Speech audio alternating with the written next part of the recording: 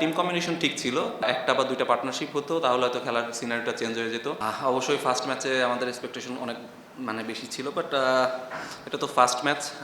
আমাদের বলাররা মোটামুটি খারাপ না, ভালো করেছে, 15-20 রান বেশি হয়েছিল, বাট আমাদের ব্যাটসম্যানরা আমরা আসলে মিস্টেক করে ফেলছি।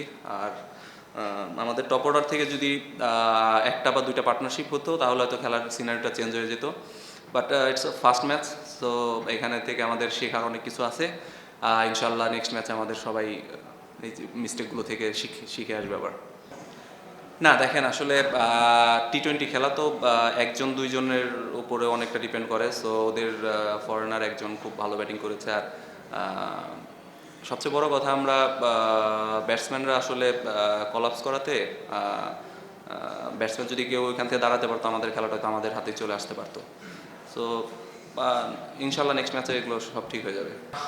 এটা আমি জানি না ম্যানেজমেন্টেরই, বাট আমাদের হয়তো সামনে সৌম্য এমন আরও ফরেনার আসতে পারে, সো তখন হয়তো আলাদা কিছু হতে পারে।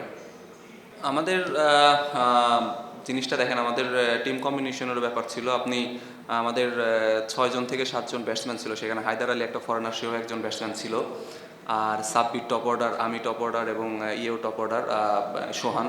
সো আমার মনে হয় টিম কম্বিনেশন ঠিক ছিল, বাট আমরা আসলে কেউ যদি আমরা পারফর্ম করে টপ অর্ডার থেকে কেউ রান করতো তাহলে হয়তো পুরো গেম সিনারিওটাই চেঞ্জ হয়ে যেত।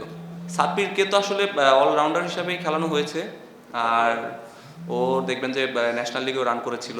এটার ব্যাখ্যা বললাম টিম কম্বিনেশনে, হয়তো নেক্সট ম্যাচ আবার দেখতেও পারেন। সো এটা তো ফার্স্ট ম্যাচে তো আর আসলে কেউ জানতে পারবে না যে কে ভালো করবে কে খারাপ করবে। For more updates, subscribe to our YouTube channel and click on the bell icon. Follow us on Facebook and Instagram.